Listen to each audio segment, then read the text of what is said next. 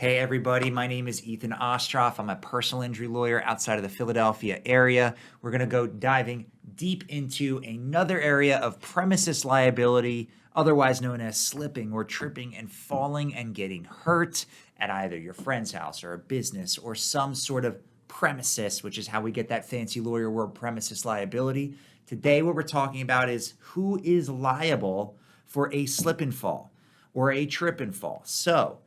Before I dive into that, make sure to hit that subscribe button. Follow us along where we're going to dive deep into different areas of the law, way deeper than I have the time on TikTok to go into.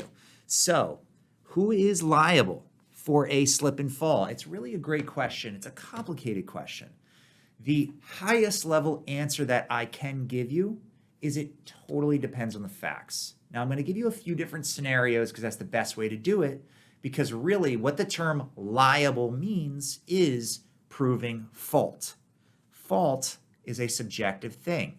Now, let's take a non-slip and fall scenario where you're always going to win on the liability question. And let's go even higher level than that, what the jury would answer in order to render a verdict. So we take this case to trial. You slip and fall at, let's say, a grocery store. You fall on a orange juice that spilled into an aisle and you break your arm. All right, so we take that case all the way to a jury. The jury has to answer two questions in that case. Question one, liability, or who is liable? Liability is simply who is more, if any, at fault than the other party. That's liability. Question two, damages. How much is the plaintiff's pain and suffering worth in a dollar figure? So liability, damages. Now let's go a little bit higher level. Instead of that orange juice scenario, let's take a car crash scenario because it's the easiest situation to prove a 100% liability situation. Let's say that you are sitting at a stoplight and you get rear-ended. In that scenario, a jury nearly 100% of the time, absent fraud, absent someone, sneaking around someone in the exit lane or something along those lines, you are almost always going to win 100% to zero in terms of liability if you get rear-ended. All right, so now let's take that scenario and look at a premises liability situation. The thing about premises liability, it's not as clean, typically, as a rear-end accident. The reason why is there's a lot more facts at play. So let's say that we take that orange juice situation.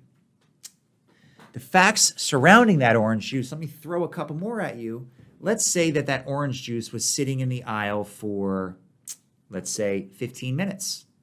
Let's say that it happened at I'm just going to make it up, a ShopRite. Okay, it happened at ShopRite. It was in the aisle for 15 minutes. And let's say that not just one, but two people told the store clerk that there was a spill in that hallway. All right? So with all those facts, I didn't even need to tell you that much about the actual fall, but I told you facts surrounding the circumstance. It was sitting there for 2 hours or for an extended period of time. They already told not once, but twice the management. They did not have a safety rule. I'm throwing another fact in there that they had to check the aisles maybe once every half hour to see if there were spills or issues. So with those facts, and let's say that you're walking down the hallway in that same aisle and you don't see that orange juice, it's kind of hidden. It's on a darker part of the store. The lighting isn't great on this part. You slip, you fall, you break your arm. With those facts, I, as an injury lawyer, would have a pretty easy time proving that that grocery store was liable for that injury. But now let's take a completely different scenario. Let's say that you spilled the orange juice and then you slip on the same orange juice you just spilled, and it all happened in a series of 10 seconds. Let's say you break your arm in the same scenario. In that one, I don't know whether the facts are as clean. It happened really quickly. There was no time for the store to act on it. There was nothing that they could have done even if they had somebody checking the aisles every 5-10 minutes. There was nobody that notified the store. And you kind of did it to yourself. So you had the same injury, a broken arm, but two completely different sets of facts. It's kind of my point. how do you prove who's liable in a slip and fall is not as clean as who gets rear-ended and who's at fault in a rear-end crash. It's just because it's so fact-dependent. Now let's take a different scenario. I'm going to have you in the comments down below tell me who you think is at fault, and I'm going to chime in on the comments as well. Let's say that there was 3 grapes sitting in the aisle in a grocery store. They were sitting there for 15 minutes. Nobody told the store about it. The store does not have a safety protocol where they go more than every 30 minutes down every aisle just to check to see if anything had spilled. You are walking in that aisle. You notice that there is one of the grapes, but you didn't see 3. You step on one of the 3 grapes you didn't see, you fall and you break your arm. Now, with those facts, number one, they would argue, the grocery store's lawyers would argue, we had safety protocols in place. We were not notified. That person saw that there were grapes on the floor, even though they might have not seen that specific one they slipped on. So they should have been aware that there was an issue, that they could have reported these issues. What do you think about that? It's a really tough situation. You know, the difference between some fact scenarios of personal injury and other fact scenarios of personal injury is that as you get away from these 100-0 liability fact scenarios, like a car crash where you're rear-ended, it really comes down to good lawyering. What would I do? I would say, you know, it was unreasonable to expect those grapes to all be on that floor. It's up to the grocery store to have a better than every half-hour safety protocol to check their aisles to make sure that their patrons are safe. But you know what? That one might be a flip of a coin. You might get a good jury on that case who rules with you, and you might get a bad jury who goes against you. So really, how do you prove who is liable in a slip and fall? It totally depends on the facts, and it totally depends on the jury. Now, let's take a couple of different jury scenarios. Let's say that we had that happen in Philadelphia, or we had that happen in, let's say, Erie County, Pennsylvania.